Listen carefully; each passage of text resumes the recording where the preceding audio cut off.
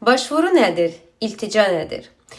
Mülteci başvuru Fransa'da koruma talep etmenizdir. OFPRA tarafından incelenir. Başvurandan sonra ne oluyor? OFPRA dosyanızı inceliyor ve görüşme teyin ediyor. Başvuranın sonuçlaması ne kadar sürer? Olabilsin 1 ay, 6 ay, 18 ay ve 6 yıla kadar uzanabilir.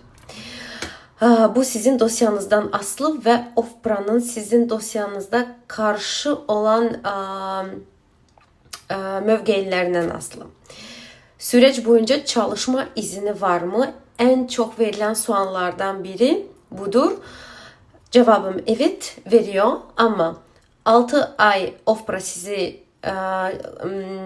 interview'a çağırmıyorsa veya 6 ay size cevap vermiyorsa interview'dan sonra 6 aydan sonra sizin çalışma izniniz olur. Ama bunu etmek için siz prefektura müracaat etmelisiniz ve administratif sanat tarafını özünüz edeceksiniz kontrat tapıp. Ama bu olmasa yani bu mümkün olmayacak.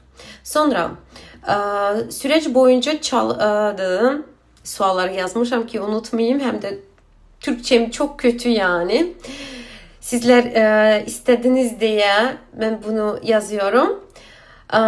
Böyle bir sual nöbeti. Süreç boyunca yardım alabilir miyim? Evet, siz ADA, OFI pulunu, yardımını alabilirsiniz. Size cevap gelene dek. Sonra görüşme nasıl oluyor? Görüşme OFPRA'da Paris'te oluyor ve neredeyse 1 saatten 2 saatten veya çok devam edebilir. Çocukları evde saklayabilirsiniz eğer çocuklarınız varsa. Ve red edilse ne olacak? Sizin sendiğe yani mahkemeye itiraz hakkınız var. Türkçeme göre özür diliyorum ve size bu video faydalı olduysa dostlarınıza, burada bir kuş mu var yani ya TR bir şekli var da ona tıklayıp öz sayfanıza yöneltebilirsiniz. Dostlarına gönderebilirsiniz. Teşekkür ederim önceden. İyi günler, hoşça kalın. Sizinle Samire'ydi.